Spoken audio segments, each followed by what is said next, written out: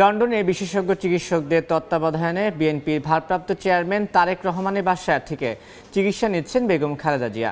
পরিবারের সান্নিধ্যে বেগম জিয়ার শারীরিক অবস্থা এখন স্থিতিশীল বলে জানিয়েছে তার ব্যক্তিগত চিকিৎসক AZM জাহিদ হোসেন।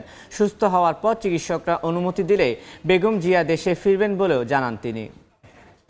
এই মুহূর্তে উনি ওনার জ্যেষ্ঠ সন্তান বিএনপির ভারপ্রাপ্ত চেয়ারম্যান জনাব তারেক রহমানের সাহেবের বাসায় ওনাদের তত্ত্বাবধানে, অর্থাৎ professor Patrick Kennedy, doctor Jennifer cross এবং সেই সাথে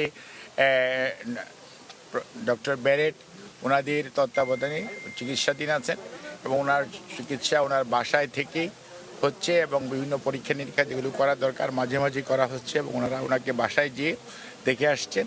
উনি ওনার শারীরিক অবস্থা এই মুহূর্তে স্থিতিশীল এবং আপনারা ওনার সুস্থতার জন্য দোয়া করবেন। ম্যাডাম কবে নাগাদ দেশে যাবে, এখানকার চিকিৎসকরা যেই দিন ওনাকে যাওয়ার জন্য পরামর্শ দিবেন বা ওনাকে মনে করবেন যে বিদেশে থেকে দেশে ফেরত যাওয়ার মতো একটি অবস্থার মধ্যে আছেন, তখন ইনশাল্লাহ উনি দেশ থেকে বাংলাদেশে ফেরত যাবেন।